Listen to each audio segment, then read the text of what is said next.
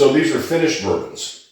Yes, done by the distiller Dixon Dedman. Yeah, he's a blender. He's a Dixon blender? Dedman. Oh. So Dixon was the guy. He was the blender behind a little company you might know as Kentucky Owl. Kentucky Owl. So Dixon was the master blender with this company. That's a $330 bottle. That's a $100 bottle. So, which of those was worth it? Remind me. The $330, which is why I've drank that much of it. That much. I didn't know it had a 10-year age statement. That's nice. So what Dixon did at Kentucky Owl is he was really good at sourcing whiskey because they didn't distill their own, and then blending it together to make something very awesome. Very good. Now to go back in time, the Carters, I don't know the husband and wife's name, but they were a team. They came out so they were with Dixon at Kentucky Owl. I see. And then the Carters came out with their own line, which is really hard to find. There's a pretty horse on the label. Oh. Yeah, it's just real. I think we saw it. No, that was Foregate. I've never seen one in the wild, but they're really hard to find. They're really good. By the way, it was this couple and plus Dixon Dedman who made Kentucky Owl. And believe all three of those people left. They all eventually left Kentucky Owl, right? Because what happened is Kentucky Owl got purchased. Sorry, I'm trying to swallow. You've been doing that all day. I've been having like mini strokes all day.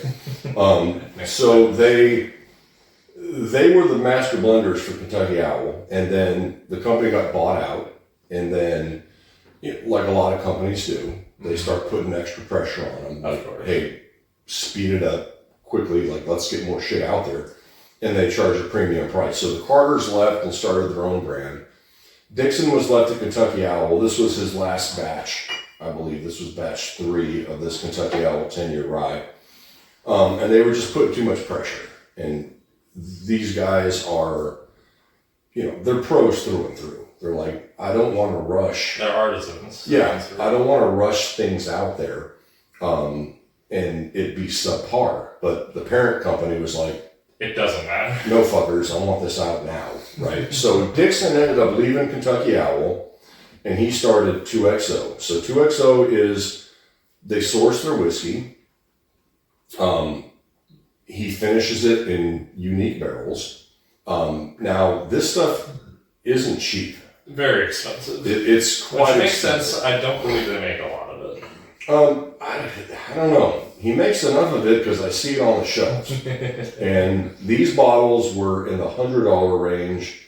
I have seen other releases that Dixon's done, and they're north of $200 or $300. Certainly. So they're really good. The very first was the Phoenix. The Phoenix blend is sitting right here, and what is in our glasses is the Innkeeper. The Innkeeper. And he's got a few out since then. Plus, they came out with like an intro line, which I never got into because it's like once you already start at the top, it's really tough to go backwards. Sure. But it is a finished whiskey, a finished bourbon, and all that means is that it's bourbon aged for a minimum of 4 years in original white oak barrels, and then he puts it in finishing barrels and then blends it together the way he wants to do it.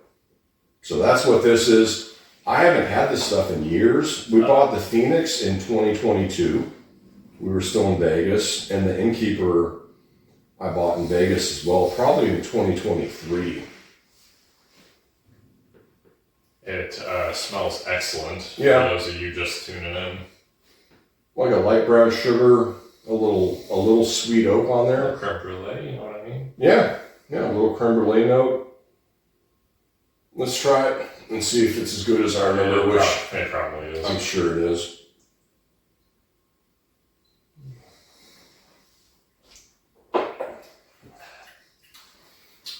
Yeah, a little thin. A little bit. It is only 100 proof. 104. Right? That's 104. The Phoenix is, that's 104 as well. So evidently Dixon likes Likes hovering around the 100 proof. Likes that. It's very sweet. Very sweet. Like you said, very creme brulee.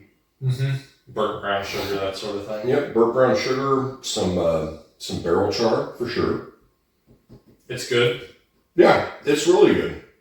I wouldn't pay $150 for it. Well, so that's the thing. So I think these were $100-ish bottles. Okay, that's more reasonable. And I personally bought them because I was a fan of Dixon. Yeah. Right? I liked what he did at Kentucky Owl.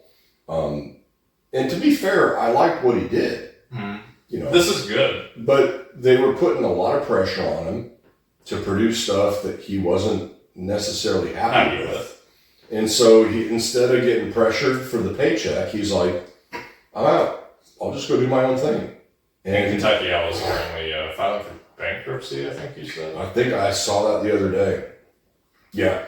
So a lot of all the Kentucky Owl stuff after Dixon left, they were still charging, including this. Buku bucks. Now, I don't know if Dixon was there for that. It's a good question. That is an excellent question. Yeah. And you can look it up if you want, but we can put this on pause, but I don't remember.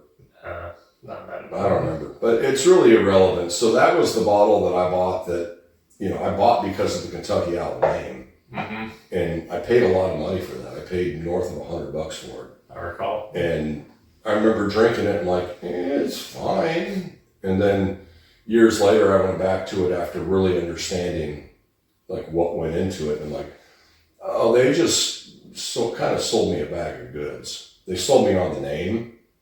And the bourbon inside of it's fine, but it's not $125 fine. You know, where at least with the 2XO stuff, you know, you're getting a unique take on what Dixon's doing. Mm-hmm. I mean, it's very nice. Yeah. Now earlier, I mean, just in case you guys didn't know, I haven't changed my shirt. We batch these videos because we don't always have the same day off. Earlier that day. Yeah.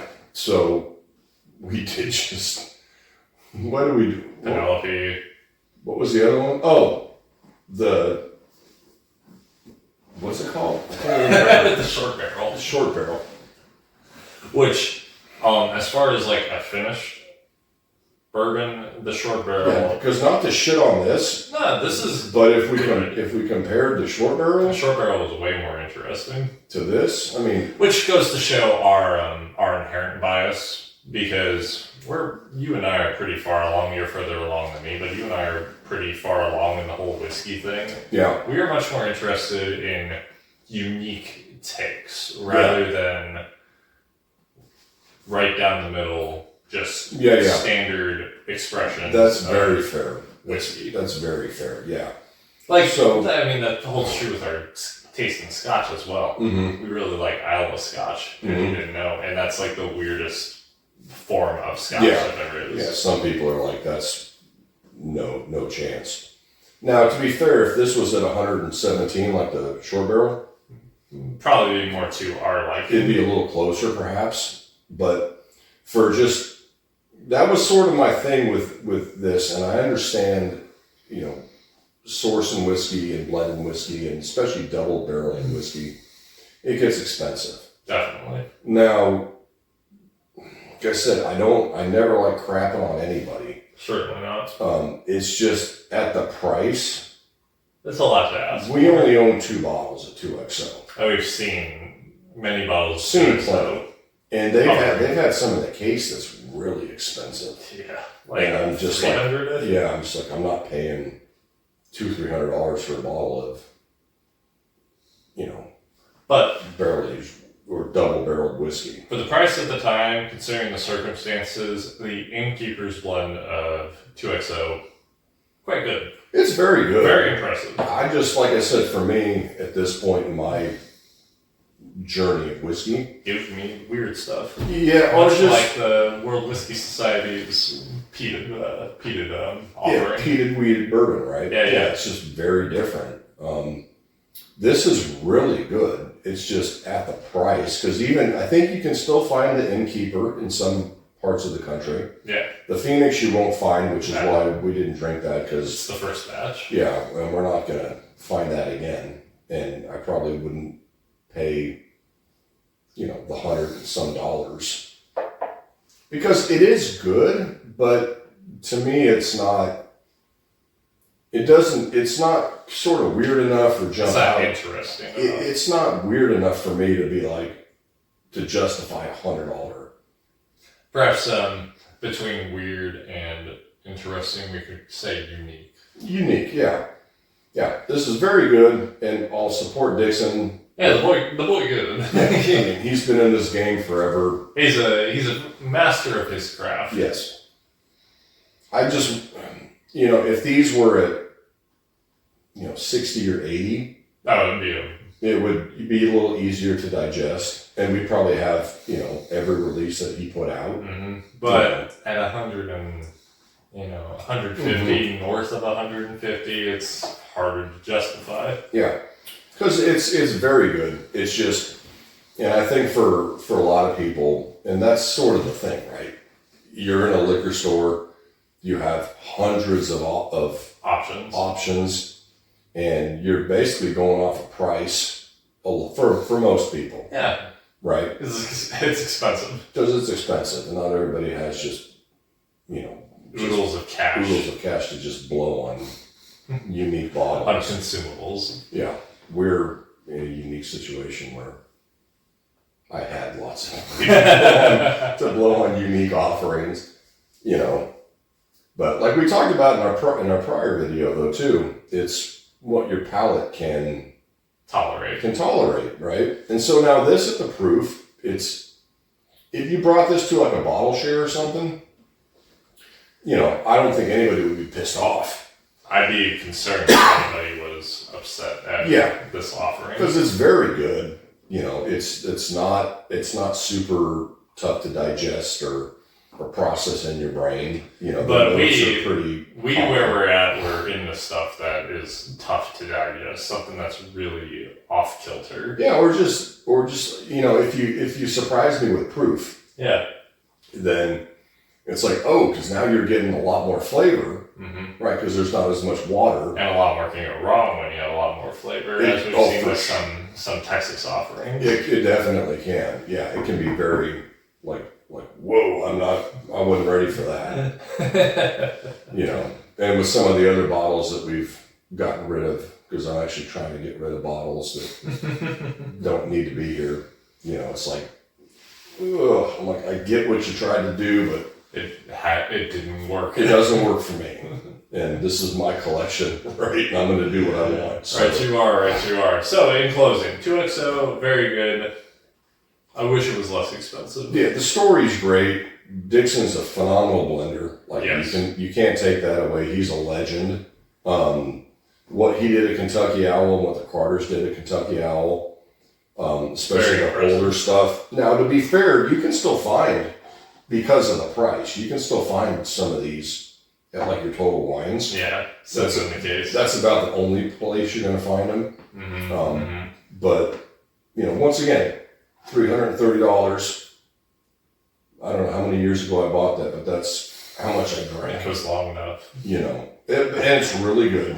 Now, Dixon's, dive into finished bourbon it's really good. Just for me personally, for what it costs and for what the proof's at, like and maybe that's what he's done with his other releases. I just never bought them because they bumped the price from $100-ish to between $200 and $300. And that's a little too rich for our blood. A little bit, but I'm glad we have these two. Like I said, I'll always support Dixon because he's a master at what he does, and we'll eventually enjoy these all the way down to nothing. But it's going to take a while just because of how much they cost.